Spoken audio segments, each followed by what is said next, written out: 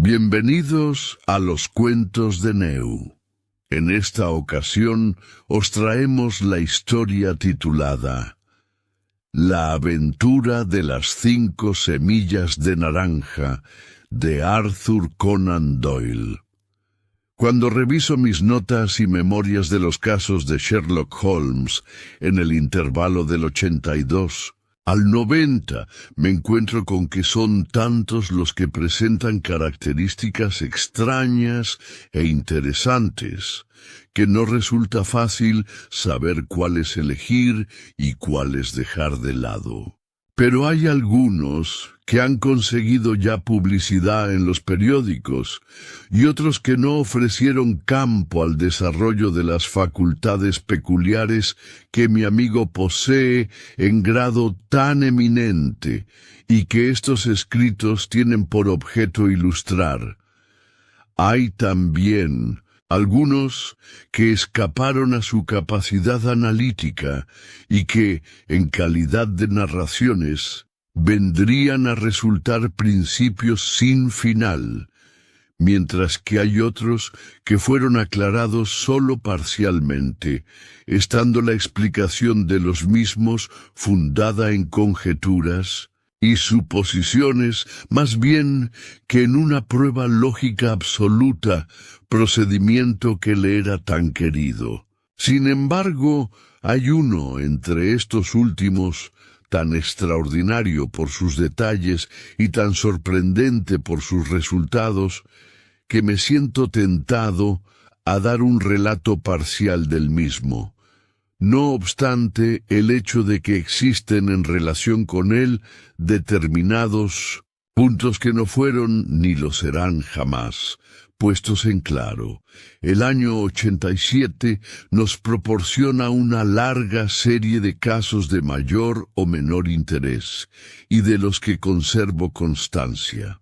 Entre los encabezamientos de los casos de estos 12 meses, me encuentro con un relato de la aventura de la habitación Paradol, de la Sociedad de Mendigos Aficionados, que se hallaba instalada en calidad de club lujoso en la bóveda inferior de un guardamuebles, con el de los hechos relacionados con la pérdida del velero británico Sophie Anderson, con el de las extrañas aventuras de los Grace Pattersons en la isla de Ufa, y finalmente con el del envenenamiento ocurrido en Camberwell.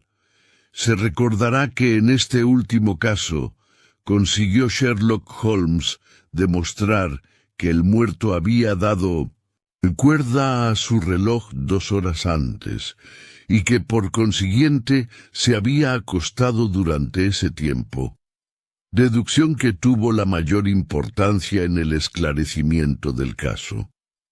Quizá trace yo, más adelante, los bocetos de todos estos sucesos, pero ninguno de ellos presenta características tan sorprendentes como las del extraño cortejo de circunstancias para cuya descripción he tomado la pluma.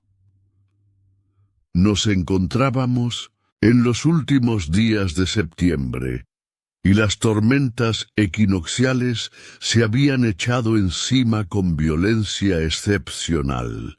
El viento había bramado durante todo el día, y la lluvia había azotado las ventanas, de manera que incluso aquí, en el corazón del inmenso Londres, obra de la mano del hombre, nos veíamos forzados a elevar, de momento, nuestros pensamientos desde la diaria rutina de la vida, y a reconocer la presencia de las grandes fuerzas elementales que ladran al género humano por entre los barrotes de su civilización, igual que fieras indómitas dentro de una jaula. A medida que iba entrando la noche, la tormenta fue haciéndose más y más estrepitosa, y el viento lloraba y sollozaba dentro de la chimenea igual que un niño. Sherlock Holmes, a un lado del hogar, sentado melancólicamente en un sillón, combinaba los índices de sus registros de crímenes, mientras que yo, en el otro lado, estaba absorto en la lectura de uno de los bellos relatos marineros de Clark. Russell. Hubo un momento en que el bramar de la tempestad del exterior pareció fundirse con el texto, y el chapoteo de la lluvia se alargó hasta dar la impresión del prolongado espumajeo de las olas del mar. Mi esposa había ido de visita a la casa de una tía suya, y yo me hospedaba por unos días, y una vez más, en mis antiguas habitaciones de Baker Street. —¿Qué es eso? —dije, alzando la vista hacia mi compañero. Fue la campanilla de la puerta, ¿verdad? ¿Quién puede venir aquí esta noche? ¿Algún amigo suyo, quizá? Fuera de usted, yo no tengo ninguno, me contestó, y no animo a nadie a visitarme. ¿Será entonces un cliente? Entonces se tratará de un asunto grave. Nada podría, de otro modo, obligar a venir aquí a una persona con semejante día y a semejante hora. Pero creo que es más probable que se trate de alguna vieja amiga de nuestra patrona. Se equivocó. Sin embargo, Sherlock Holmes, en su conjetura, porque se oyeron pasos en el corredor y alguien golpeó en la puerta. Mi compañero extendió su largo brazo para desviar de sí la lámpara y enderezar su luz hacia la silla desocupada en la que tendría que sentarse cualquiera otra persona que viniese. Luego dijo, «¡Adelante!». El hombre que entró era joven, de unos 22 años, a juzgar por su apariencia exterior, bien acicalado y elegantemente vestido, con un no sé qué de refinado y fino en su porte. El paraguas, que era un arroyo, y que sostenía en la mano, y su largo impermeable brillante, delataban la furia del temporal que había tenido que aguantar en su camino. Enfocado por el resplandor de la lámpara, miró ansiosamente a su alrededor, y yo pude fijarme en que su cara estaba pálida y sus ojos cargados, como los de una persona a quien abruma alguna gran inquietud. «Debo a ustedes una disculpa», dijo, subiéndose hasta el arranque de la nariz las gafas doradas a presión.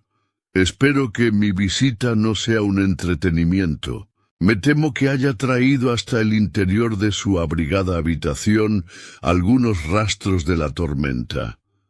«Deme su impermeable y su paraguas», dijo Holmes. «Pueden permanecer colgados de la percha, y así quedará usted libre de humedad por el momento. Veo que ha venido usted desde el sudoeste. Sí, de Horsham, esa mezcla de arcilla y de greda que veo en las punteras de su calzarlo es completamente característica. Vine en busca de consejo, eso se consigue fácil, y de ayuda. Eso ya no es siempre tan fácil. He oído hablar de usted, señor Holmes. Le oí contar al comandante Prendergast cómo le salvó usted en el escándalo de Tankerville Club. Sí, es cierto. Se le acusó injustamente de hacer trampas en el juego. Aseguró que usted se dio maña para poner todo en claro. Eso fue decir. Demasiado. Que a usted no lo vencen nunca. Lo he sido en 4 ocasiones. 3 veces por hombres, y una por cierta dama. Pero, ¿qué es eso comparado con el número de sus éxitos? Es cierto que, por lo general, he salido airoso. Entonces, puede salirlo también en el caso mío. Le suplico que acerque su silla al fuego y haga el favor de darme algunos detalles del mismo. No se trata de un caso corriente. Ninguno de los que a mí llegan lo son. Vengo a ser una especie de alto tribunal de apelación. Yo me pregunto, a pesar de todo, señor, si en el transcurso de su profesión ha escuchado jamás el relato de una serie de acontecimientos más misteriosos e inexplicables que los que han ocurrido en mi propia familia. Lo que usted dice me llena de interés, le dijo Holmes. Por favor, explíquenos desde el principio los hechos fundamentales, y yo podré luego interrogarle sobre los detalles que a mí me parezcan de la máxima importancia. El joven acercó la silla y adelantó sus pies húmedos hacia la hoguera. Me llamo John Openshaw, dijo, pero por lo que a mí me parece, creo que mis propias actividades tienen poco que ver con este asunto espantoso. Se trata de una cuestión hereditaria, de modo que, para darles una idea de los hechos, no tengo más remedio que remontarme hasta el comienzo del asunto. Deben ustedes saber que mi abuelo tenía 2 hijos, mi tío Elías y mi padre José. Mi padre poseía en Coventry una pequeña fábrica que amplió al inventarse las bicicletas. Poseía la patente de la llanta irrompible Openshaw y alcanzó tal éxito en su negocio que consiguió venderlo y retirarse con un relativo bienestar. Mi tío Elías emigró a América siendo todavía joven y se estableció de plantador en 1900 en Florida, de donde llegaron noticias de que había prosperado mucho. En los comienzos de la guerra peleó en el ejército de Jackson y más adelante en el de Hood, ascendiendo en este hasta el grado de coronel. Cuando Lee se rindió, volvió mi tío a su plantación, en la que permaneció por espacio de 3 o 4 años. Hacia el 1869 o 1870, regresó a Europa y compró una pequeña finca en Sussex, cerca de Horsham. Había hecho una fortuna muy considerable, y si abandonó Norteamérica, fue movido de su antipatía a los negros y de su desagrado por la política del Partido Republicano de concederles la liberación de la esclavitud. Era un hombre extraño, arrebatado y violento, muy mal hablado cuando le dominaba la ira, y por demás retraído. Dudo de que pusiese ni una sola vez los pies en Londres durante los años que vivió en Horsham.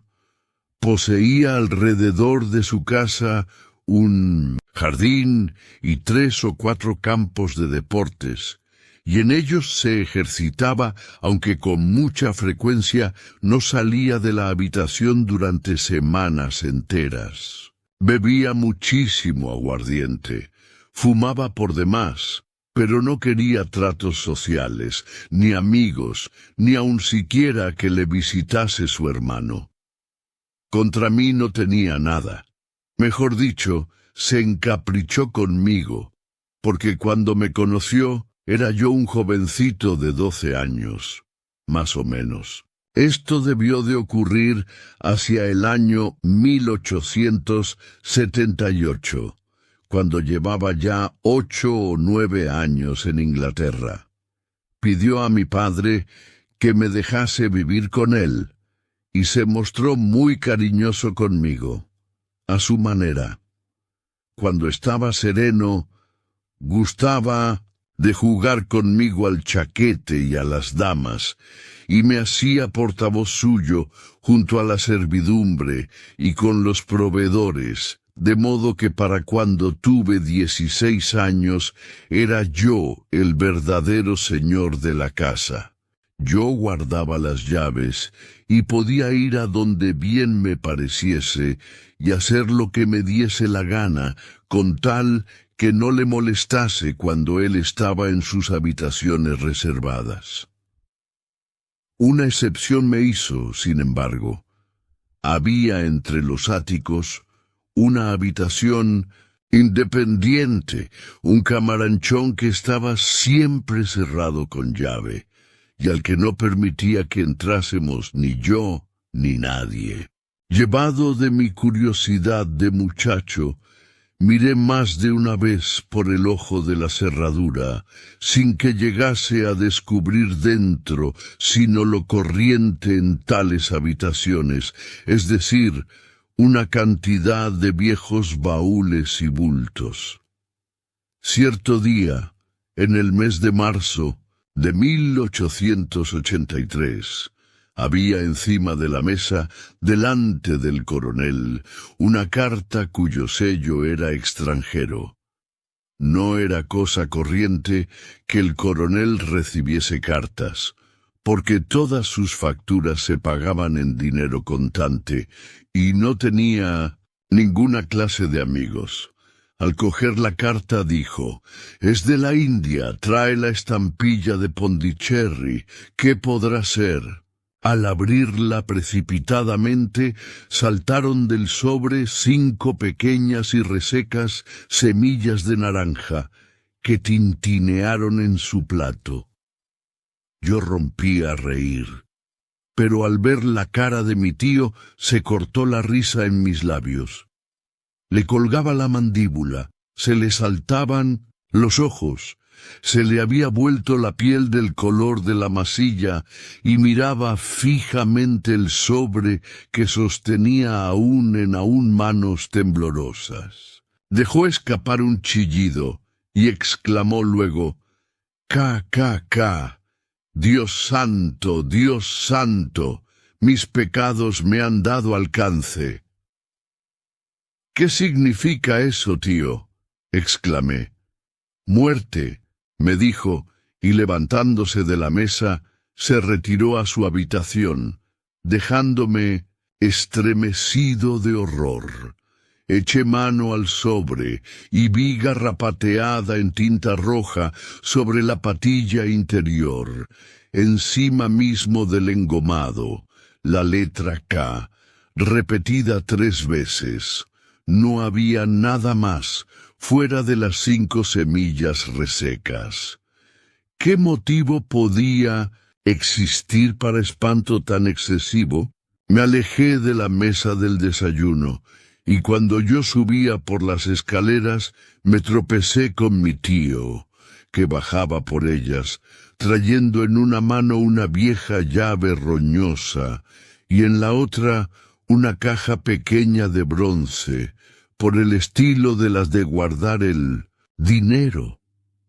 Que hagan lo que les dé la gana, pero yo los tendré en jaque una vez más. Dile a Mary que necesito que encienda hoy fuego en mi habitación, y envía a buscar a Fordham, el abogado de Horsham. Hice lo que se me ordenaba, y cuando llegó el abogado, me pidieron que subiese a la habitación.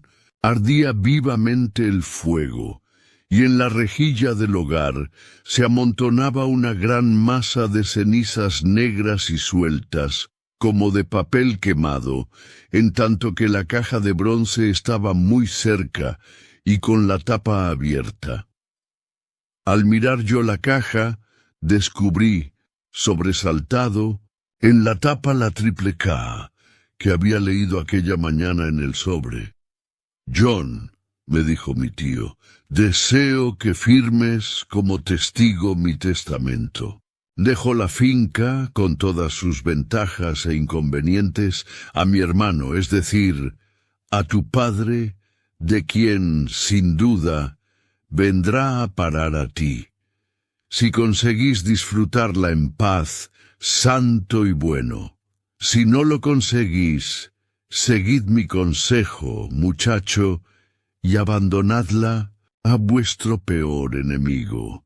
Lamento dejaros un arma así de 2 filos, pero no sé qué giro tomarán las cosas.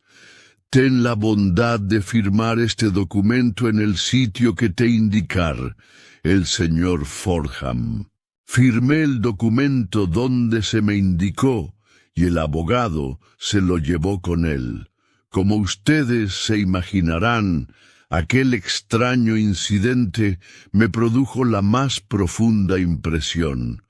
Lo sopesé en mi mente y le di vueltas desde todos los puntos de vista, sin conseguir encontrarle explicación, pero no conseguí librarme de un vago sentimiento de angustia que dejó en mí, aunque esa sensación fue embotándose a medida que pasaban semanas sin que ocurriese nada que turbase la rutina diaria de nuestras vidas. Sin embargo, pude notar un cambio en mi tío. Bebía más que nunca y se mostraba todavía menos inclinado al trato con nadie. Pasaba la mayor parte del tiempo metido en su habitación, con la llave echada por dentro, pero a veces salía como poseído de un furor de borracho. Se lanzaba fuera de la casa y se paseaba por el jardín impetuosamente, esgrimiendo en la mano un revólver y diciendo a gritos que a él no le asustaba nadie y que él no se dejaba enjaular, como oveja en el redil, ni por hombres ni por diablos. Pero una vez que se le pasaban aquellos arrebatos, corría de una manera alborotada a meterse dentro y cerraba con llave y atrancaba la puerta, como quien ya no puede seguir haciendo frente al espanto que se esconde en el fondo mismo de su alma. En tales momentos, y aun en tiempo frío, he visto yo relucir su cara de humedad, como si acabase de sacarla del interior de la jofaina.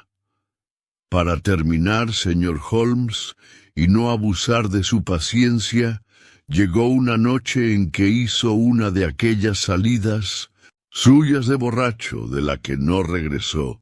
Cuando salimos a buscarlo, nos lo encontramos boca abajo, dentro de una pequeña charca recubierta de espuma verdosa que había al extremo del jardín. No presentaba señal alguna de violencia, y la profundidad del agua era sólo de 2 pies, y por eso el jurado, teniendo en cuenta sus conocidas excentricidades, dictó veredicto de suicidio. Pero a mí, que sabía de qué modo retrocedía ante el solo pensamiento de la muerte, me costó mucho trabajo convencerme de que se había salido de su camino para ir a buscarla. Sin embargo, la cosa pasó, entrando mi padre en posesión de la finca y de unas 14,000 libras que mi tío tenía a su favor en un banco. Un momento, le interrumpió Holmes. Preveo ya que su relato es uno de los más notables que he tenido ocasión de oír jamás. Hágame el favor de decirme la fecha en que su tío recibió la carta y la de su supuesto suicidio. La carta llegó el día 10 de marzo de 1883. Su muerte tuvo lugar 7 semanas más tarde, en la noche del día 2 de mayo. Gracias. Puede usted seguir. Cuando mi padre se hizo cargo de la finca de Horsham, llevó a cabo, a petición mía, un registro cuidadoso del ático que había permanecido siempre cerrado. Encontramos allí la caja de bronce, aunque sus documentos habían sido destruidos. En la parte interior de la tapa había una etiqueta de papel, en la que estaban repetidas las iniciales, y debajo de estas la siguiente inscripción: cartas, memoranda, recibos y registro. Supusimos que esto indicaba la naturaleza de los documentos que había destruido el coronel Openshaw. Fuera de esto, no había en el ático nada de importancia, aparte de gran cantidad de papeles y cuadernos desparramados que se referían a la vida de mi tío en Norteamérica. Algunos de ellos pertenecían a la época de la guerra y demostraban que él había cumplido bien con su deber, teniendo fama de ser un soldado valeroso. Otros llevaban la fecha de los tiempos de la reconstrucción de los estados del sur y se referían a cosas de política, siendo evidente que mi tío había tomado parte destacada en la oposición contra los que en el sur se llamaron políticos hambrones, que habían sido enviados desde el norte. Mi padre vino a vivir en Horsham a principios del 84, y todo marchó de la mejor manera que podía desearse hasta el mes de enero del 85. Estando mi padre y yo sentados en la mesa del desayuno el cuarto día después del de Año Nuevo, oí de pronto que mi padre daba un agudo grito de sorpresa. Y lo vi sentado, con un sobre recién abierto en una mano y 5 semillas secas de naranja en la palma abierta de la otra. Se había reído siempre de lo que calificaba de fantástico relato mío acerca del coronel, pero ahora veía con gran desconcierto y recelo que él se encontraba ante un hecho igual. ¿Qué diablos puede querer decir esto, John?, tartamudeó. A mí se me había vuelto de plomo el corazón y dije, es el KKK. Mi padre miró en el interior del sobre y exclamó, en efecto, aquí están las mismas letras. Pero, ¿qué es lo que hay escrito encima de ellas? Yo leí mirando por encima de su hombro. Coloque los documentos encima de la esfera del reloj de sol. ¿Qué documentos y qué reloj de sol?, preguntó él. El reloj de sol está en el jardín. No hay otro, dije yo. Pero los documentos deben de ser los que fueron destruidos. Puf, dijo él, aferrándose a su valor. Vivimos aquí en un país civilizado en el que no caben esta clase de idioteces. ¿De dónde procede la carta? De Dundee, contesté, examinando la estampilla de correos. Algún bromazo absurdo, dijo mi padre. ¿Qué me vienen a mí con relojes de sol y con documentos? No haré caso alguno de semejante absurdo. Yo desde luego me pondría en comunicación con la policía, le dije, para que encima se me riesen. No haré nada de eso. Autoríceme entonces a que lo haga yo. De ninguna manera. Te lo prohíbo. No quiero que se arme un jaleo por semejante tontería. De nada valió el que yo discutiese con él, porque mi padre era hombre por demás terco. Sin embargo, viví esos días con el corazón lleno de presagios ominosos. El tercer día, después de recibir la carta, marchó mi padre a visitar a un viejo amigo suyo, el comandante Freebody, que está al mando de uno de los fuertes que hay en los altos de Portsdown Hill. Me alegré de que se hubiese marchado, pues me parecía que hallándose fuera de casa estaba más alejado del peligro. En eso me equivoqué, sin embargo.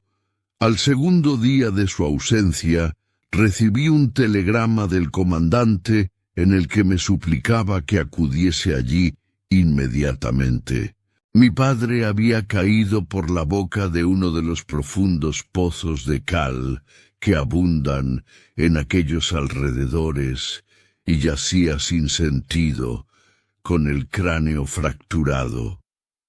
Me trasladé hasta allí a toda prisa, pero mi padre murió sin haber recobrado el conocimiento. Según parece, regresaba ya entre dos luces desde Fareham, y como desconocía el terreno y la boca del pozo estaba sin cercar, el jurado no titubeó en dar su veredicto de muerte producida por causa accidental. Por mucho cuidado que yo puse en examinar todos los hechos relacionados con su muerte, nada pude descubrir que sugiriese la idea de asesinato. No mostraba señales de violencia, ni había huellas de pies, ni robo, ni constancia de que se hubiese observado por las carreteras la presencia de extranjeros. No necesito, sin embargo, decir a ustedes que yo estaba muy lejos de tenerlas todas conmigo y que casi estaba seguro de que se había tramado a su alrededor algún complot siniestro. De esa manera tortuosa fue como entré en posesión de mi herencia. Ustedes me preguntarán por qué no me desembaracé de la misma. Les contestaré que no lo hice porque estaba convencido de que nuestras dificultades se derivaban, de una manera u otra, de algún incidente de la vida de mi tío, y que el peligro sería para mí tan apremiante en una casa como en otra. Mi pobre padre halló su fin durante el mes de enero del año 85, y desde entonces han transcurrido 2 años y 8 meses. Durante todo ese tiempo yo he vivido feliz en Horsham, y ya empezaba a tener la esperanza de que aquella maldición se había alejado de la familia y que había acabado en la generación anterior. Sin embargo, me apresuré demasiado a tranquilizarme.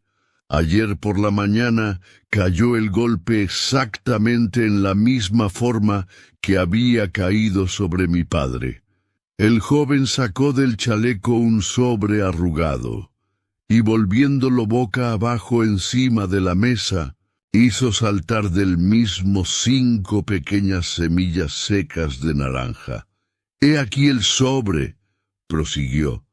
«El estampillado es de Londres, sector del este. En el interior están las mismas palabras que traía el sobre de mi padre, KKK, y las de «Coloque los documentos encima de la esfera del reloj de sol». «¿Qué ha hecho usted?», preguntó Holmes. «Nada, nada». «A decir verdad», y hundió el rostro dentro de sus manos delgadas y blancas, «me sentí perdido. Algo así como un pobre conejo cuando la serpiente avanza retorciéndose hacia él.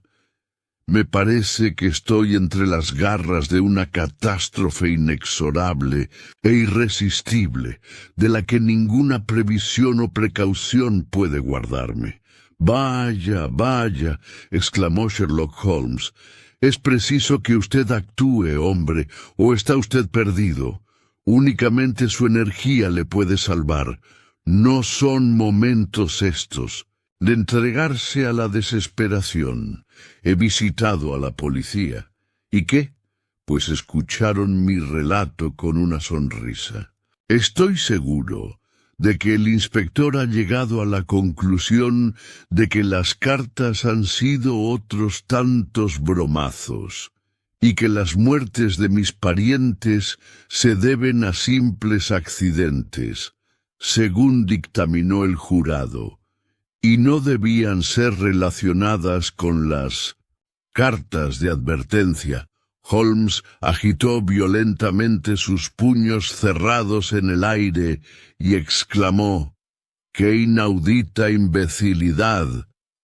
Sin embargo, me han otorgado la protección de un guardia al que han autorizado para que permanezca en la casa otra vez».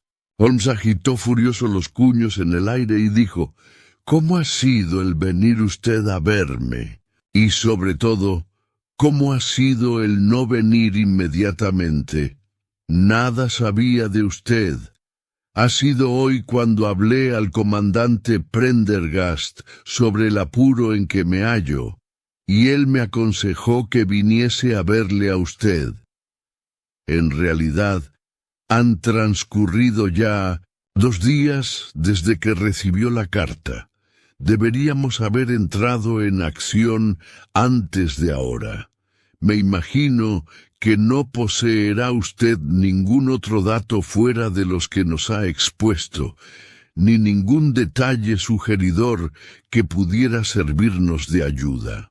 «Sí, tengo una cosa más», dijo John Openshaw. Registró en el bolsillo de su chaqueta y sacando un pedazo de papel azul descolorido, lo extendió encima de la mesa, agregando: «Conservo un vago recuerdo de que los estrechos márgenes que quedaron, sin quemar entre las cenizas el día en que mi tío echó los documentos al fuego, eran de este mismo color. Encontré esta hoja única en el suelo de su habitación, y me inclino a creer que pudiera tratarse de uno de los documentos que quizá se le voló de entre los otros, salvándose de ese modo de la destrucción. No creo que nos ayude mucho, fuera de que en él se habla también de las semillas. Mi opinión es que se trata de una página que pertenece a un diario secreto. La letra es indiscutiblemente de mi tío». Holmes cambió de sitio la lámpara, y él y yo nos inclinamos sobre la hoja de papel, cuyo borde irregular demostraba que había sido, en efecto, arrancada de un libro. El encabezamiento decía «Marzo 1869», y debajo del mismo las siguientes enigmáticas noticias. 4. Vino Hudson, el mismo programa de siempre. 7. Enviadas las semillas a Macaulay, Paramore y Swain de St. Augustine. Macaulay se largó. 10. John Swain se largó. 12. Visitado Paramore. Todo bien. «Gracias», dijo Holmes, doblando el documento y devolviéndoselo a nuestro visitante. «Y ahora no pierda por nada del mundo un solo instante. No disponemos de tiempo ni siquiera para discutir lo que me ha relatado. Es preciso que vuelva usted a casa ahora mismo y que actúe. ¿Y qué tengo que hacer? Solo se puede hacer una cosa y es preciso hacerla en el acto. Ponga usted esa hoja de papel dentro de la caja de metal que nos ha descrito. Meta asimismo una carta en la que les dirá que todos los demás papeles fueron quemados por su tío, siendo este el único que queda. Debe usted expresarlo en una forma que convenga. Después de hecho eso, colocará la caja encima del reloj de sol, de acuerdo con las indicaciones. ¿Me comprende? Perfectamente. No piense por ahora en venganzas ni en nada por ese estilo. Creo que eso lo lograremos por el intermedio de la ley, pero tenemos que tejer aún nuestra tela de araña, mientras que la de ellos está ya tejida. Lo primero en que hay que pensar es en apartar el peligro apremiante que le amenaza. Lo segundo consistirá en aclarar el misterio y castigar a los criminales. «Le doy a usted las gracias», dijo el joven, levantándose y echándose encima el impermeable. «Me ha dado usted nueva vida y esperanza. Seguiré desde luego su consejo.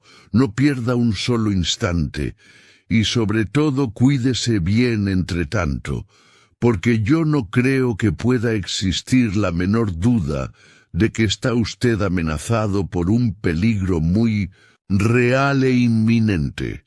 ¿Cómo va a hacer el camino de regreso? Por tren desde la estación Waterloo. Aún no son las 9. Las calles estarán concurridas y por eso confío en que no corre usted peligro. Pero a pesar de todo, por muy en guardia que esté usted, nunca lo estará bastante. Voy armado. Bien está. Mañana me pondré yo a trabajar en su asunto. ¿Le veré, pues, en Horsham? No, porque su secreto se oculta en Londres, y en Londres será donde yo lo busque. Entonces, yo vendré a visitarle a usted dentro de un par de días, y le traeré noticias de lo que me haya ocurrido con los papeles y la caja. Lo consultaré en todo.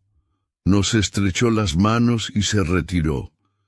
El viento seguía, bramando fuera, y la lluvia tamborileaba y salpicaba las ventanas.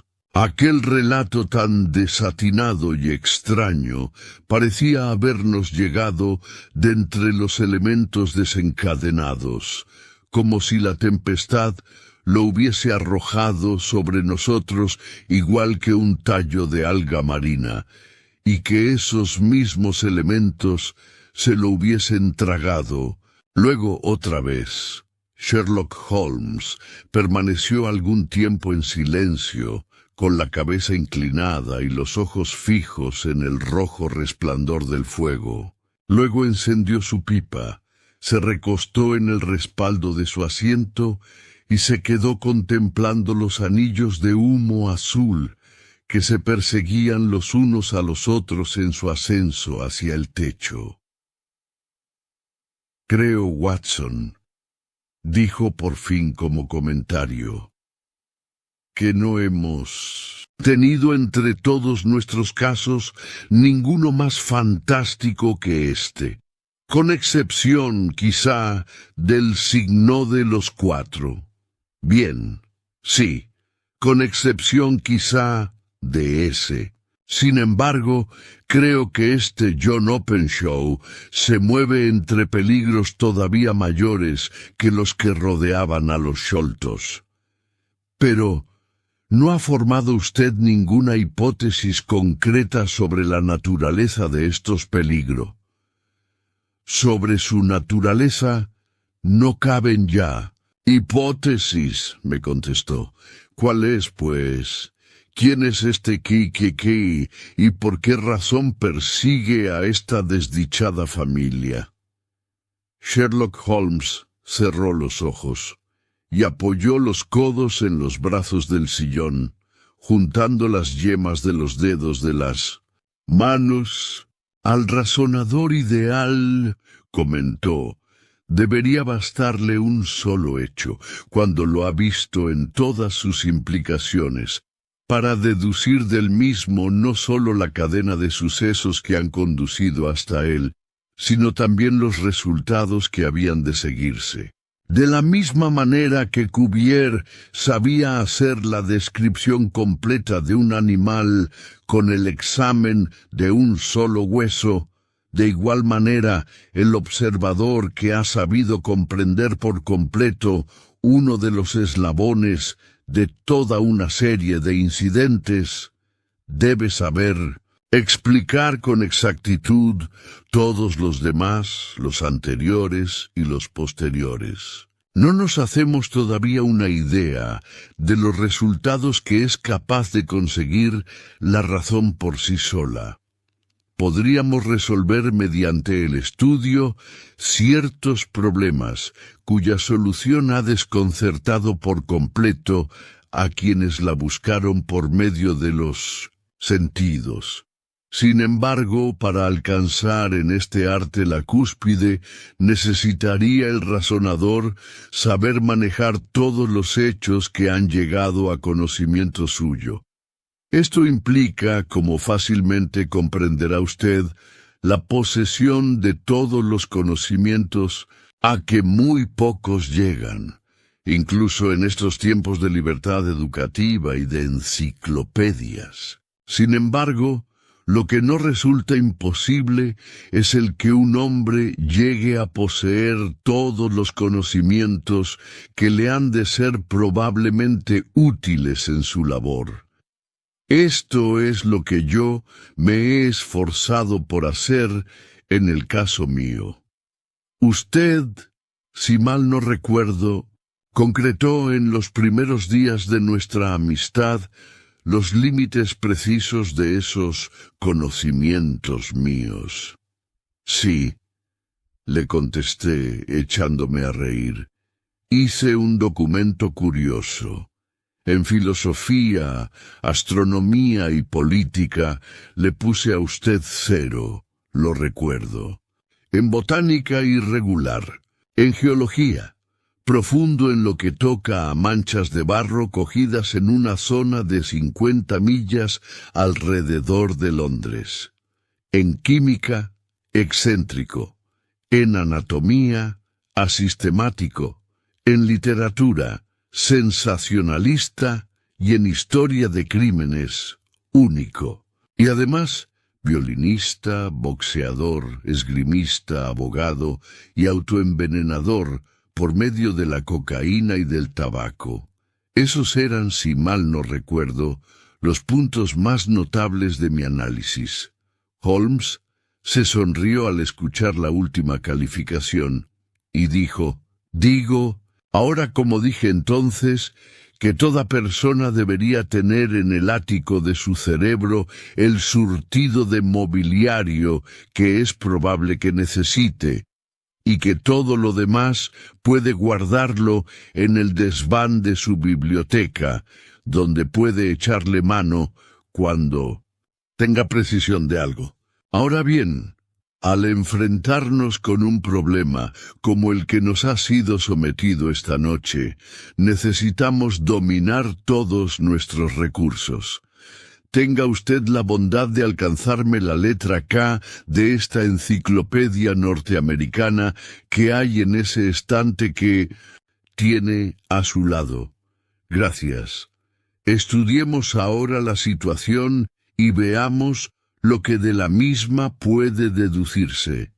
Empezaremos con la firme presunción de que el coronel Openshaw tuvo algún motivo importante para abandonar Norteamérica. Los hombres, a su edad, no cambian todas sus costumbres, ni cambian por gusto suyo el clima encantador de Florida, por la vida solitaria en una ciudad inglesa de provincias. El extraordinario apego a la soledad que demostró en Inglaterra sugiere la idea de que sentía miedo de alguien o de algo. De modo, pues, que podemos aceptar como hipótesis de trabajo la de que fue el miedo lo que le empujó fuera de Norteamérica. En cuanto a lo que él temía, solo podemos deducirlo por el estudio de las tremendas cartas que él y sus herederos recibieron. ¿Se fijó usted en las estampillas que señalaban el punto de procedencia? La primera traía el de Pondicherry, la segunda el de Dundee y la tercera el de Londres. La del este de Londres. ¿Qué saca usted en consecuencia de todo ello? Pues que se trata de puertos de mar, es decir, que el que escribió las cartas se hallaba a bordo de un barco. Muy bien, ya tenemos pues una pista. No puede caber duda de que, según toda probabilidad, una fuerte probabilidad, el remitente se encontraba a bordo de un barco. Pasemos ahora a otro punto. En el caso de la carta de Pondicherry, transcurrieron 7 semanas entre la amenaza y su cumplimiento. En el de Dundee fueron solo 3 o 4 días. ¿Nada le indica eso? Que la distancia sobre la que había de viajar era mayor, pero también la carta venía desde una distancia mayor. Pues entonces Ya no le veo la importancia a ese detalle. Existe, por lo menos, una probabilidad de que la embarcación a bordo de la cual está nuestro hombre, o nuestros hombres, es de vela. Parece como si hubiesen enviado siempre su extraño aviso o prenda cuando iban a salir para realizar su cometido. Fíjese en el poco tiempo que me dio entre el hecho y la advertencia cuando ésta vino de Dundee. Si ellos hubiesen venido desde Pondicherry en un barco de vapor, habrían llegado casi al mismo tiempo que su carta. Y la realidad es que transcurrieron 7 semanas. Yo creo que esas 7 semanas representan la diferencia entre el tiempo invertido por el vapor que trajo la carta y el barco de vela que trajo a quien la escribió. Es posible, más que posible, probable. Comprenderá usted ahora la urgencia mortal que existe en este caso y por qué insistí con el joven Openshaw en que estuviese alerta. El golpe ha sido dado siempre al cumplirse el plazo de tiempo imprescindible para que los que envían la carta salven la distancia que hay desde el punto en que la envían. Pero como esta de ahora procede de Londres, no podemos contar con retraso alguno. ¡Santo Dios!, exclamé. ¿Qué puede querer significar esta implacable persecución?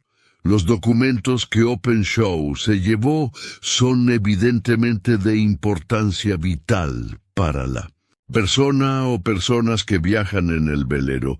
Yo creo que no hay lugar a duda que estas son más de una. Un hombre aislado no habría sido capaz de realizar 2 asesinatos de manera que engañase al jurado de un juez de instrucción. Debieron de intervenir varias personas en los mismos, y fueron hombres de inventiva y de resolución. Se proponen conseguir los documentos, sea quien sea el que los tiene en su poder. Y ahí tiene usted como K dejan de ser las iniciales de un individuo y se convierten en el distintivo de una sociedad. ¿Pero de qué sociedad? Sherlock Holmes echó el busto hacia adelante y dijo bajando la voz: ¿No ha oído usted hablar nunca del Ku Klux Klan? Jamás. Holmes fue pasando las hojas del volumen que tenía sobre sus rodillas y dijo de pronto: Aquí está. Ku Klux Klan. Nombre que sugiere una fantástica semejanza con el ruido que se produce al levantar el gatillo de un rifle.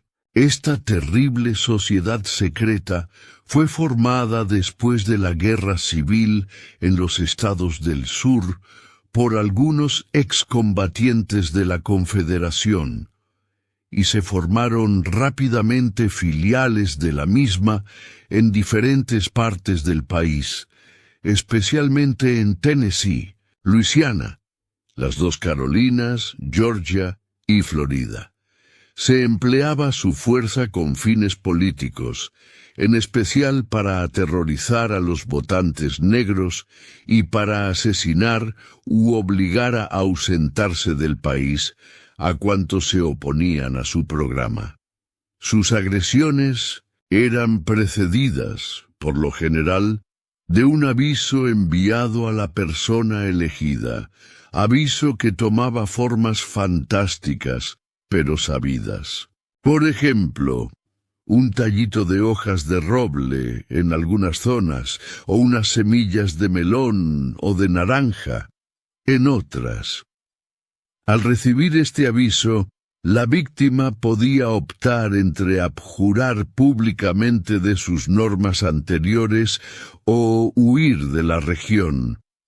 Cuando se atrevía a desafiar la amenaza, encontraba la muerte indefectiblemente, y por lo general de manera extraña e imprevista.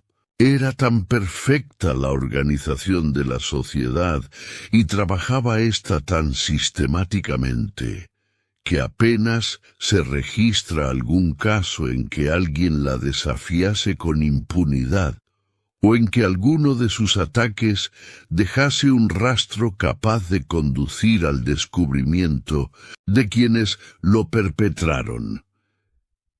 La organización floreció por espacio de algunos años, a pesar de los esfuerzos del gobierno de los Estados Unidos y de las clases mejores de la comunidad en el sur. Pero en el año 1869, ese movimiento sufrió un súbito colapso, aunque haya habido en fechas posteriores algunos estallidos esporádicos de la misma clase.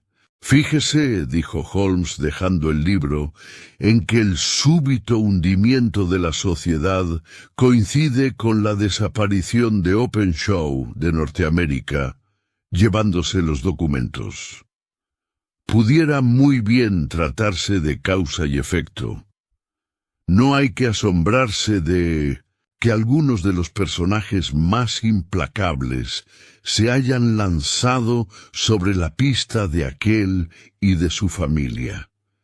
Ya comprenderá usted que el registro y el diario pueden complicar a alguno de los hombres más destacados del sur, y que es posible que haya muchos que no duerman tranquilos durante la noche mientras no sean recuperados. De ese modo, la página que tuvimos a la vista es tal y como podíamos esperarlo. Decía, si mal no recuerdo, se enviaron las semillas a A, B y C. Es decir, se les envió la advertencia de la sociedad. Las anotaciones siguientes nos dicen que A y B se largaron, es decir, que abandonaron el país, y por último, que se visitó a C con consecuencias siniestras para éste, según yo me temo. Creo, doctor, que podemos proyectar un poco de luz sobre esta oscuridad, y creo también que, entre tanto, solo hay una probabilidad favorable al joven Openshaw, y es que haga lo que yo le aconsejé. Nada más se puede decir ni hacer por esta noche, de modo que alcánceme mi violín y procuremos olvidarnos durante media hora de este lastimoso tiempo y de la conducta, más lastimosa aún, de nuestros semejantes los hombres. A la mañana siguiente había escampado, y el sol brillaba con amortiguada luminosidad por entre el velo gris que envuelve a la gran ciudad. Cuando yo bajé, ya Holmes se estaba desayunando. «Discúlpeme el que no le espere», me dijo. «Preveo que se me presenta un día atareadísimo en la investigación de este caso del joven Openshaw».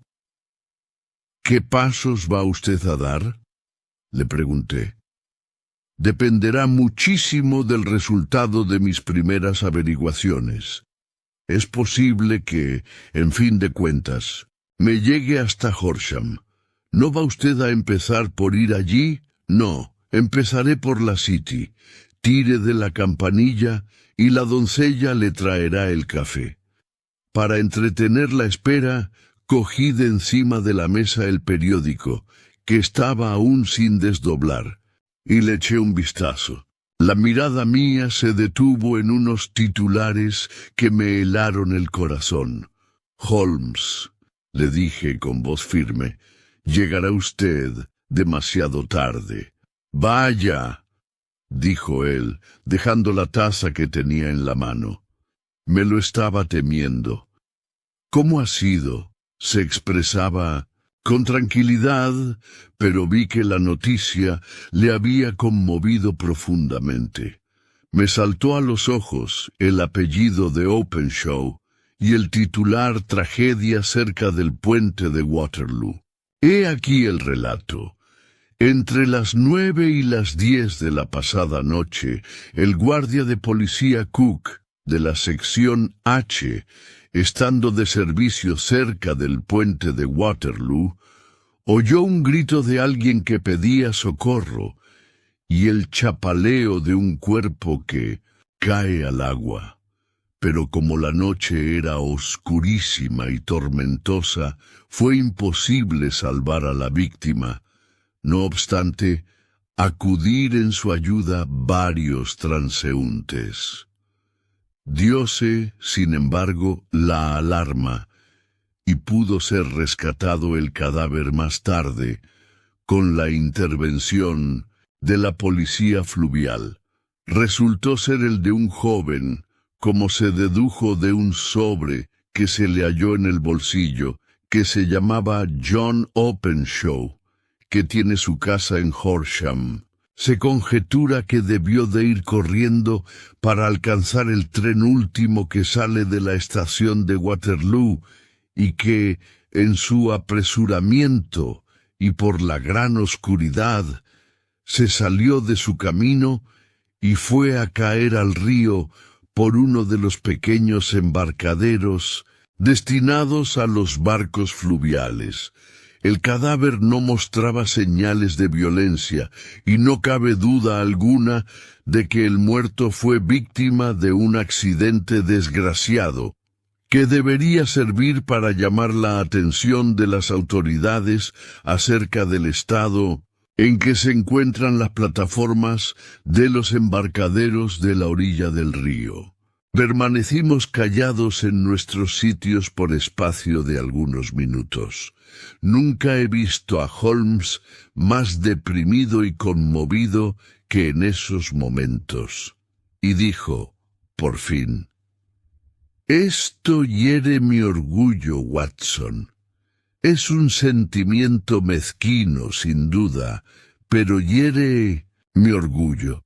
Este es ya un asunto mío personal y, si Dios me da salud, he de echar mano a esta cuadrilla. Pensar que vino a pedirme socorro y que yo lo envié a la muerte».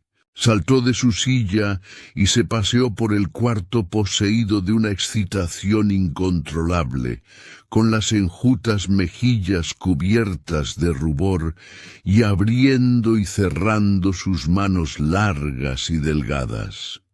Por último, exclamó, «Tiene que tratarse de unos demonios astutos. ¿Cómo consiguieron desviarlo de su camino y que fuese a caer al agua? Para ir directamente a la estación no tenía que pasar por el embankment. Aun en una noche semejante estaba, sin duda, el puente demasiado concurrido para sus propósitos. Ya veremos, Watson, quién gana a la larga. Voy a salir. ¿Va usted a la policía? No. Me constituiré yo mismo en policía. Cuando tenga tejida la red, podrán arrestar a esos hábiles pajarracos, pero no antes. Mis tareas profesionales me absorbieron durante todo el día, y era ya entrada la noche cuando regresé a Baker Street. Sherlock Holmes no había vuelto aún. Eran ya cerca de las 10 cuando entró con aspecto pálido y agotado.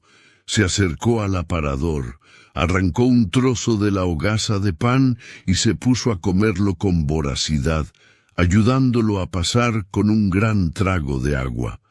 «¿Está usted hambriento?», dije.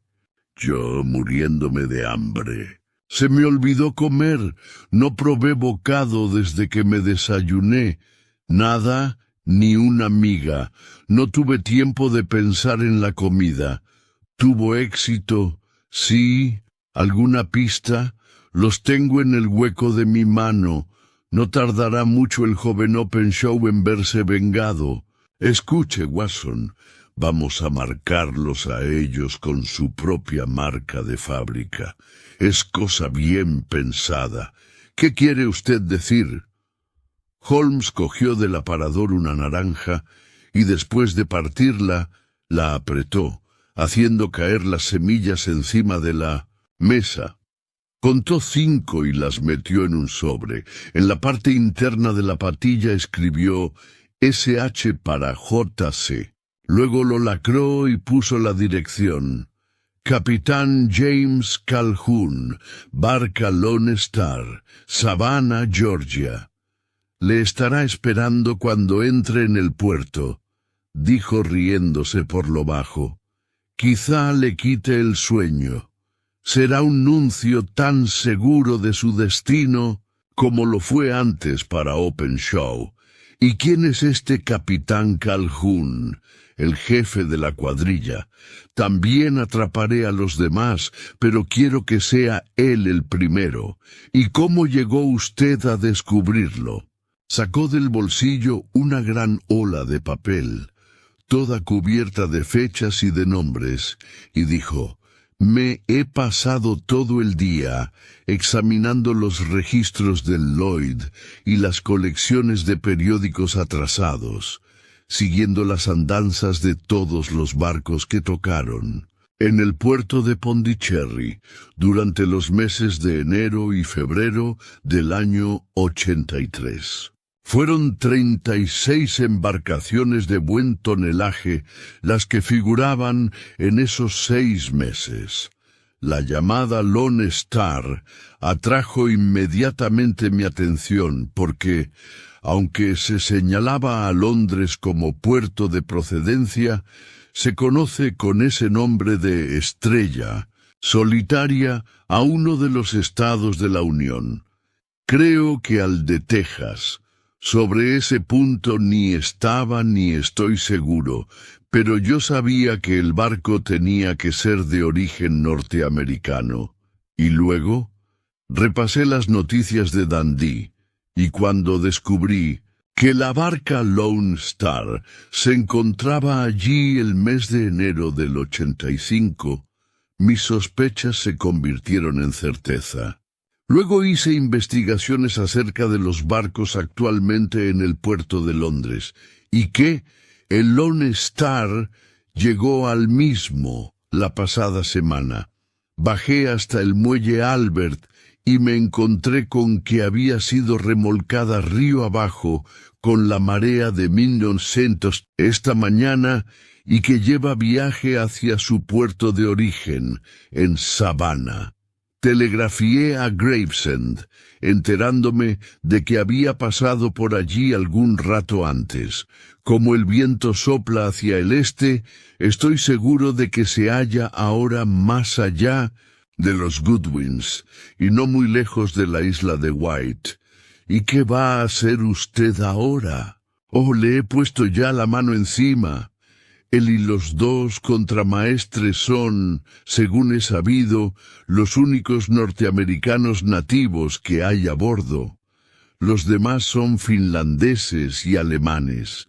Me consta, asimismo, que los 3 pasaron la noche en tierra. Lo supe por el estibador que ha estado estibando su cargamento. Para cuando su velero llegue a Savannah, el vapor correo habrá llevado esta carta, y el cable habrá informado a la policía de dicho puerto de que la presencia de esos 3 caballeros es urgentemente necesaria aquí para responder de una acusación de asesinato. Sin embargo, hasta el mejor dispuesto de los proyectos humanos tiene siempre una rendija de escape, y los asesinos de John Openshaw no iban a recibir las semillas de naranja que les habría demostrado que otra persona, tan astuta y tan decidida como ellos mismos, les seguía la pista. Las tempestades equinocciales de aquel año fueron muy persistentes y violentas. Esperamos durante mucho tiempo noticias de Savannah del Lone Star, pero no nos llegó ninguna. Finalmente, nos enteramos de que allá, en pleno Atlántico, había sido visto flotando en el seno de una ola el destrozado codaste de una lancha y que llevaba grabadas las letras LS. Y eso es todo lo que podremos saber ya acerca del final, que tuvo el Lone Star. Hasta aquí la historia de hoy. Si te gustó, no olvides tu like y suscribirte.